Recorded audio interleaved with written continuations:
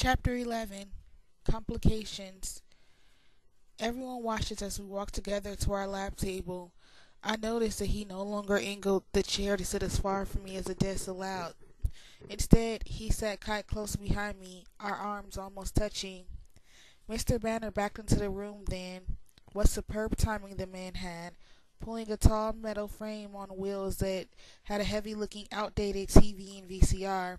A movie day. The lift in the class atmosphere was almost tangible. Mr. Banner shoved the tape into the reluctant VCR and walked to the wall to turn off the lights. And then, as the room went black, I was suddenly hyper-aware that Edward was sitting less than an inch from me. I was stunned by the unexpected electricity that flowed through me, amazed that it was possible to be more aware of him than I already was. A crazy impulse to reach over to touch him, to stroke his perfect face once in the darkness, nearly overwhelmed me. I crossed my arms tightly across my chest, my hands balling into fists. I was losing my mind. The opening credits began, lighting the room by a token amount. My eyes of their own accord flickered to him. I smiled sheepishly as I realized their puncture was identical to mine. Fishclay shuddered his arms, right down to the eyes, peering sideways at me. He grinned back, his eyes somehow managing to smolder even in the dark. I looked away before I could start hyperventilating. It was absolutely ridiculous that I should feel dizzy. The hours seemed very long. I couldn't concentrate on the movie. I didn't even know what subject it was on. I tried unsuccessfully to relax, but the electric current that seemed to be originating somewhere in his body never slackened. Occasionally, I would permit myself a quick glance in his direction, but he never seemed to relax either. The overpowering craving to touch him also refused to fade, and I crushed my fist safely against my ribs until my fingers were aching with the effort. I breathed a sigh of relief when Mr. Banner flicked the lights back on at the end of class and stretched my arms out in front of me, flexing my stiff fingers. Edward chuckled beside me. "Well, that was interesting," he murmured. His voice was dark and his eyes were cautious. Um, was all I was able to respond. "Shall we?" he asked, rising fluidly.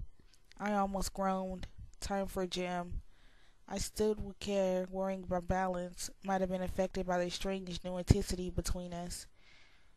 He walked me to my next class in silence and paused at the door. I turned to say goodbye. His face startled me. His expression was torn, almost pained, and so fiercely beautiful that the ache to touch him flared as strong as before. My goodbye stuck in my throat. He raised his hand hesitant, conflict raging in his eyes, and then swiftly brushed the length of my cheekbone with his fingertips. His skin was as icy as ever, but the trail of his fingers left on my skin was alarmingly warm, like I had been burned. But I didn't feel the pain of it yet. He turned without a word and strode quickly away from me.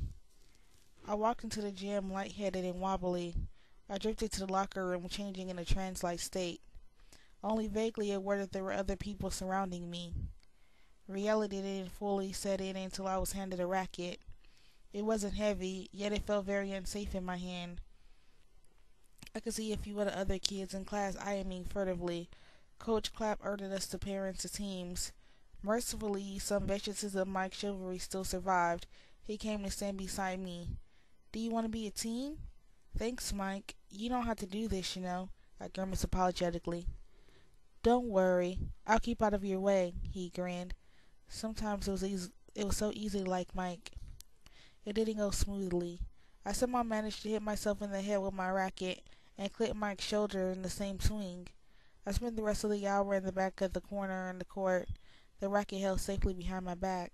Despite being handicapped by me, Mike was pretty good. He won 3 games out of 4 single-handedly. He gave me an unearned high five when the coach finally blew the whistle ending class. "So," he said as we walked off the court. "So what? You and Cullen, huh?" he asked, his tone rebellious. My previous feelings of affection disappeared. "That's none of your business, Mike," I warned, internally cursing Jessica straight to the fiery pits of Hades. "I don't like it," he muttered. "Anyway." "You don't have to," I snapped. He looks at you like you're something to eat, he continued, ignoring me. I choked back the hysteria that threatened to explode, but a small giggle managed to get out despite my efforts. He glowered at me. I waved and fled to the locker room. I dressed quickly, something stronger than butterflies battering recklessly against the walls of my stomach. My argument with Mike was already a distant memory. I was wondering if Edward would be waiting, or if I should meet him at his car. What if his family was there? I felt a wave of real terror. Did they know that I knew? Was I supposed to know that they knew that I knew or not? By the time I walked out of the gym, I just about decided to walk straight home without even looking toward the parking lot. But my worries were unnecessary. Eric was waiting, leaning casually against the side of the gym, his breathtaking face untroubled now. As I walked to his side, I felt a particular sense of release. "Hi," I breathed, smiling hugely. "Hello," he said.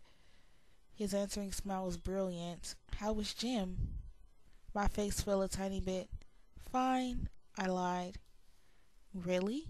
He was unconvinced. His eyes shifted their focus slightly, looking over my shoulder and narrowing. I glanced behind me to see Mike back as he walked away. "What?" I demanded.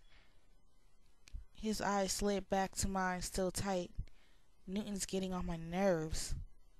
"You weren't listening again." I was horror-struck. All traces of my sudden good humor vanished.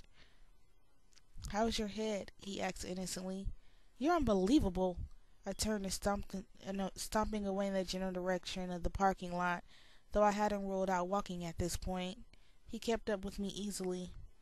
"You were the one who mentioned how I never seen you in gym. It made me curious." He didn't sound repentant, so I ignored him. We walked in silence, a furious, embarrassed silence on my part, to his car. But I had to stop a few steps away. A crowd of people, all boys, were surrounding it. Then I realized they weren't surrounding the Volvo. They were actually circled around Rosalie's red convertible, unmistakable lust in their eyes. None of them even looked up as Edward slipped between them and opened the door. I climbed quickly in the passenger side, also unnoticed. "Ostentatious," he muttered. "What kind of car is that?" I asked. "An M3. "I don't speak car and driver. It's a BMW." He rolled his eyes, not looking at me, trying to back out without running over the car enthusiast. I nodded. "I heard of that one." "Are you still angry?" he asked as he carefully maneuvered his way out. "Definitely," he sighed. "Will you forgive me if I apologize?" "Maybe, if you mean it, and if you promise to not do it again," I insisted. His eyes were suddenly shrewd. "How about I mean it, and I agree to let you drive on Saturday?" He countered my conditions. I considered, and decided it was probably the best offer I would get. "Deal," I agreed. "Then I'm very sorry I upset you." His eyes burned with sincerity for a practical moment, playing havoc with the rhythm of my heart, and then it turned playful.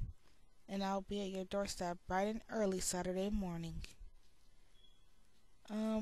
It doesn't help with the Charlie situation if an unexplained Volvo is left in the driveway." His smile was condescending now. I wasn't intending to bring a car. "How?" He cut me off. "Don't worry about it. I'll be there. No car." I let it go. I had a more pressing question. "Is it later yet?" I asked significantly. He frowned. "I suppose it's later." I kept my expression polite as I waited. He stopped the car. I looked up, surprised. Of course, we were already at Charlie's house, parked behind the truck. It was easier to ride with him if I only looked up when it was over. When I looked back at him, he was staring at me, measuring with his eyes. "And you still want to know why you can't see me hunt?" He seemed solemn, but I thought I saw a trace of humor deep in his eyes. "Well," I clarified, "I was mostly wondering about your reaction."